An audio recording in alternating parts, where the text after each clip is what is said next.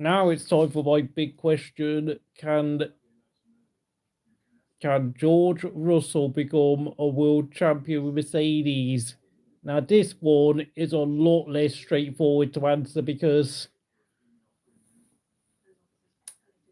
Mercedes were a world champion winning team when George Russell joined, but since joining Mercedes, George only has one race win to his name.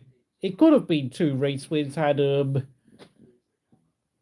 this car not picked up a puncher at the 2020 Sakir Grand Prix. And of course, to this day, some people believe that George Russell was forced to bottle the race win for whatever reason. I mean, well, not bottle the race win, they told him they had a puncher, but you've got to realise with Mercedes, their design team has been a total mess. And questions do remain. Can Mercedes truly get their technical team working properly again? I mean, what's his name? Andy Cowell left the engine department a few years ago. I think quite a few key Mercedes personnel like James Vowles left the team. Of course, James Vowles is now team principal at Williams. I mean, George Russell does have a serious problem in that he's at a team that just simply keeps trying to take on unconventional design concepts such as the zero pods, like zero side pods, and like earlier on in the new 2022 technical regulations, which didn't work.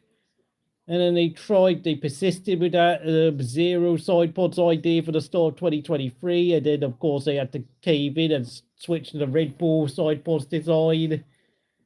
And, dude, I mean, sorry, but George Russell is just at a team where I just don't really see, like, this is really hard to foresee how George Russell is going to get, like, a championship win with this team because how old is he now? Like 26 years old? I mean, in 2 years' time, he's going to be 28 years old when the new regulations come around with the new engines and new cars.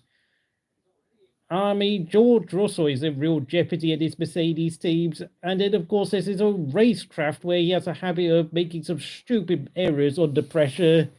And we've seen him get involved in some stupid incidents like at Australia earlier this year where he got caught out by the dirty air of Fernando Alonso's car, and then he went and spun and crashed the car. So,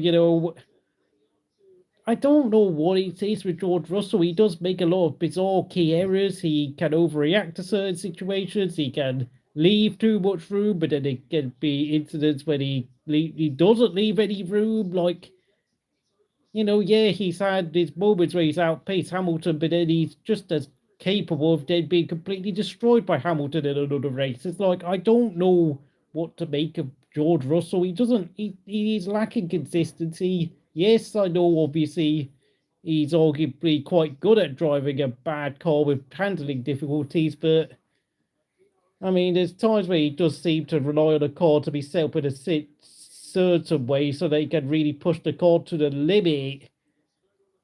And then, of course, we have to ask ourselves who could be his next teammate after Lewis Hamilton. Could it be Kimi Antonelli? Like, if Kimi Antonelli gets up to speed, I mean, that's going to be curtains for George Russell in terms of being the team leader at Mercedes.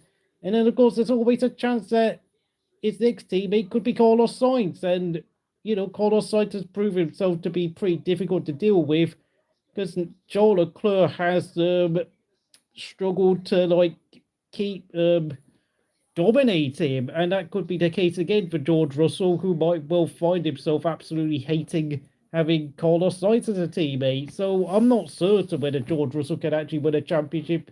In fact, if you were to tell me to rate his chances of winning a championship out of 10, I'd probably, well, Mercedes, that is, I'd probably put it at a solid 4 out of 10 because Mercedes have completely lost their way in the last 2 years. George Russell has often been found very frustrated, and then there's times where even when he tries to do strategy, it goes wrong in itself. So, I mean, well, so yeah, it's just a 4 out of 10 in George Russell's chances, and he got outpaced by Lewis Hamilton.